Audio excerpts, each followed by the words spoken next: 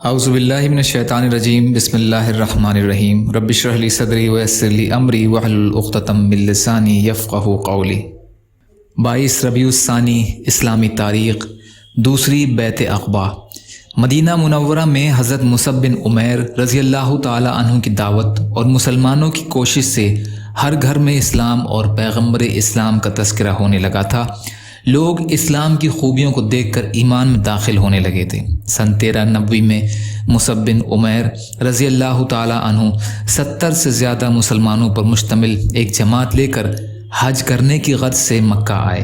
اس قافلے میں مسلمانوں کے ساتھ قبیلہ اوس اور خزرج کے مشرکین بھی تھے۔ رسول اللہ صلی اللہ علیہ وسلم نے اپنے چچا حضرت عباس رضی اللہ عنہ کے ساتھ عقبہ نامی گھاٹی میں آ کر رات کے وقت مسلمانوں سے ملاقات فرمائی۔ حضرت عباس رضی اللہ تعالی عنہ نے مسلمانوں کی جماعت سے کہا، محمد صلی اللہ علیہ وسلم اپنی قوم میں نہایت باعزت ہیں اور ہم ان کی حفاظت کا خیال کرتے ہیں۔ وہ تمہارے یہاں آنا چاہتے ہیں۔ اگر تم پوری طرح حفاظت کرنے کا وعدہ کرو تو بہتر ہے، ورنہ صاف جواب دے دو۔ انصار نے کہا، ہم نے آپ کی بات سن لی، اب حضور صلی اللہ علیہ وسلم بھی کچھ فرمائیں۔ آپ صلی اللہ علیہ وسلم نے قرآن کی تلاوت فرما کر انہیں اسلام لانے کا شوق دلایا، پھر فرمایا، ہم چاہتے ہیں کہ تم لوگ ہمارے ساتھیوں کو ٹھکانہ دے کر ان کی حفاظت کرو اور رنج و غم، راحت اور آرام اور تنگ دستی اور مالداری ہر حال میں میری پیروی کرو۔ اس نصیحت کو سن کر انصار نے بخوشی منظور کرتے ہوئے آپ صلی اللہ علیہ وسلم کے ہاتھ پر بیعت کی۔ پھر اسلام کی دعوت اور تبلیغ کے لیے ان میں سے 12 افراد کو ذمہ دار بنایا گیا۔ 12 افراد کو ذمہ دار بنایا۔ حضور صلی اللہ علیہ وسلم کا معجزہ، حضرت جابر رضی اللہ عنہ کے باغ کی کھجوروں میں برکت۔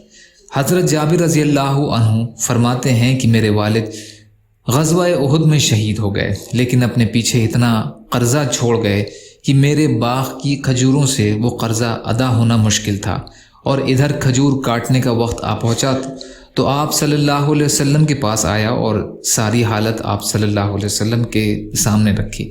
تو آپ صلی اللہ علیہ وسلم نے فرمایا، اچھا جاؤ اور کھجوریں کاٹ کر الگ الگ ڈھیر کر لو۔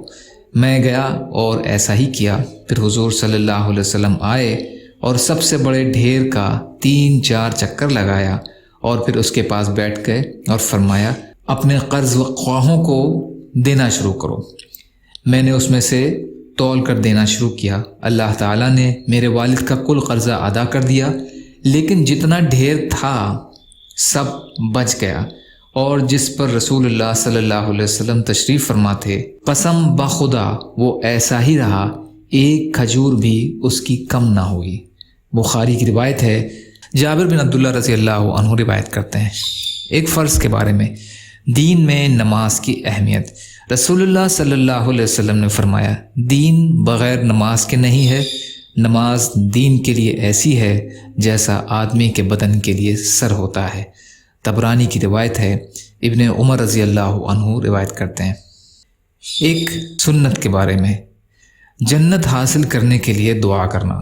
جنت حاصل کرنے کے لیے اس دعا کو کثرت سے مانگے، وَاجْعَلْنِی مِن وَرَثِهِ جنت النعیم، اے میرے رب مجھ کو جنت کی نعمتوں کا وارث بنا دے۔ سورہ شعراء کی آیت کا ترجمہ ہے۔ ایک اہم عمل کی فضیلت، حلال کمائی سے مسجد بنانا۔ رسول کریم صلی اللہ علیہ وسلم نے فرمایا، جس نے حلال کمائی سے اللہ کی عبادت کے لیے گھر بنایا تو اللہ تعالیٰ اس کے لیے جنت میں قیمتی موتی اور یاقوت کا شاندار گھر بنائے گا۔ معجز الاوسط، ابو ہریرہ رضی اللہ عنہ روایت کرتے ہیں۔ ایک گناہ کے بارے میں اچھے اور برے برابر نہیں ہو سکتے۔ قرآن میں اللہ تعالیٰ فرماتا ہے، کیا وہ لوگ جو برے کام کرتے ہیں یہ سمجھتے ہیں کہ ہم انہیں اور ان لوگوں کو برابر کر دیں گے جو ایمان لاتے ہیں اور نیک عمل کرتے ہیں، کہ ان کا مرنا اور جینا برابر ہو جائے؟ ان کا یہ فیصلہ بہت ہی برا ہے۔ سورہ جاسیہ کی آیت کا ترجمہ ہے۔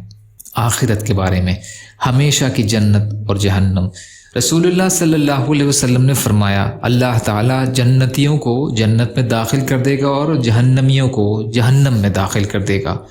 پھر ان کے درمیان ایک اعلان کرنے والا کہے گا کہ اے جنتیوں، اب موت نہیں آئے گی، اے جہنمیوں اب موت نہیں آئے گی، تم میں کا جو جہاں ہے ہمیشہ اس میں رہے گا۔ مسلم کی روایت ہے، ابن عمر رضی اللہ عنہ راوی ہیں۔ طب نبوی سے علاج، کھجور سے علاج۔ رسول اللہ صلی اللہ علیہ وسلم نے فرمایا، زچگی کی حالت میں تم اپنی عورتوں کو تر کھجور کھلاؤ اور اگر وہ نہ ملے تو سوکھی کھجوریں کھلاؤ۔ ابو یعلا کی روایت ہے، علی رضی اللہ عنہ روایت کرتے ہیں۔ خلاصہ، بچے کی پیدائش کے بعد کھجور کھانے سے عورت کے جسم کا فاسد خون نکل جاتا ہے اور بدن کی کمزوری ختم ہو جاتی ہے۔ نبی اکرم صلی اللہ علیہ وسلم کی نصیحت۔ رسول اللہ صلی اللہ علیہ وسلم نے فرمایا، عورت سے 4 چیزوں کی وجہ سے نکاح کیا جاتا ہے، اس کے مال، حسب نسب، خوبصورتی اور دینداری۔ اس کا مال، حسب نسب، خوبصورتی اور دینداری کی وجہ سے۔ تمہارا بھلا ہو تم دیندار عورت کو پسند کر کے کامیاب ہو جاؤ، دیندار عورت کو پسند کر کے کامیاب ہو جاؤ۔ بخاری کی روایت ہے، ابو ہریرہ رضی اللہ عنہ راوی ہیں۔ یا اللہ ہم سب کو کہنے سننے سے زیادہ عمل کی توفیق عطا فرما۔